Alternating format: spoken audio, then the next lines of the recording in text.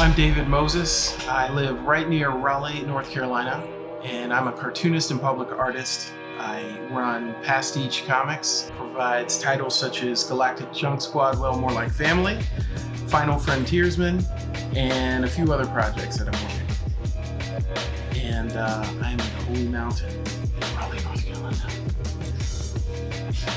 In January of 2020, I stopped by Holy Mountain with a stack of my comics.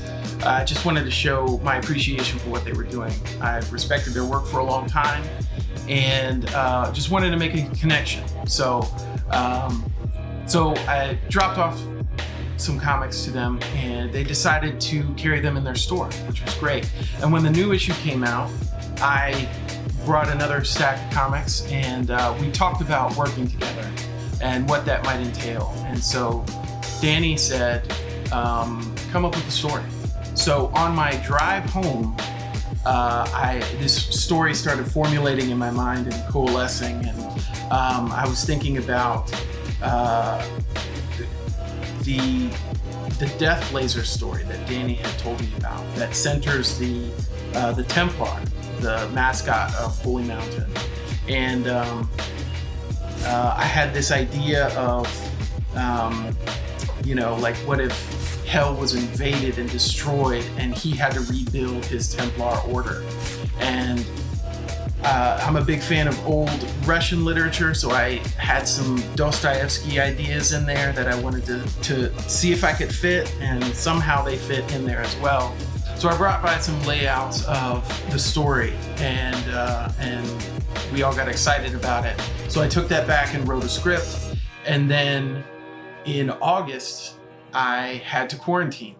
So I was locked in a room for 10 days and could not go anywhere.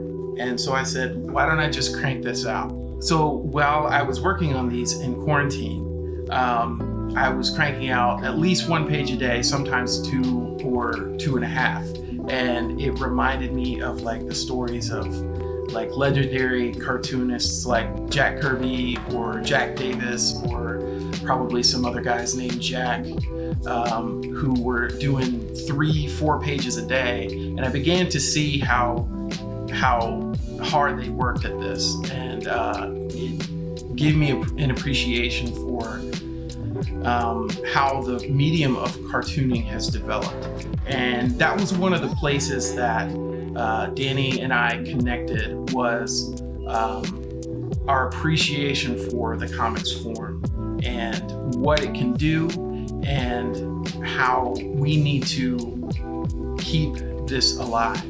And it's interesting that in quarantine, where people can't go to the comic shops like they normally do, there's a lot of work being made and a lot of people being supported. And so I was really excited to be able to do this project with them and get some comics out into the world. So the way I like to work is to do as much as I can traditionally by hand. I do some editing in the later stages on the computer, but like doing the lettering and all of the rendering in pen and ink is really important to me, because I feel like I'm connecting to a long tradition of some of my heroes. Doing as much of it by hand is important to me because I feel that comes through in the pages.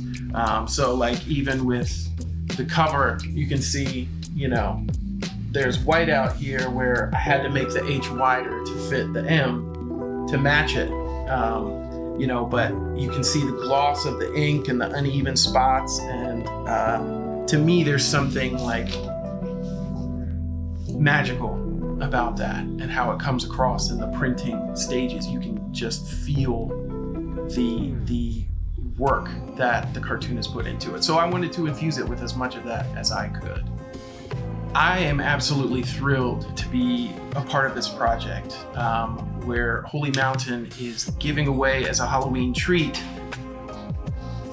a copy of Tales from the Holy Mountain in each order while supplies last. There are 3,000 copies, so make sure that you secure yours today. It's a nice treat in these weird times apocalyptic 2020 when Halloween is semi-canceled. Holy Mountain wanted to make sure that they got something special into your hands so you could celebrate. And from Pastiche Comics and Holy Mountain, please enjoy Tales from the Holy Mountain. Perfect.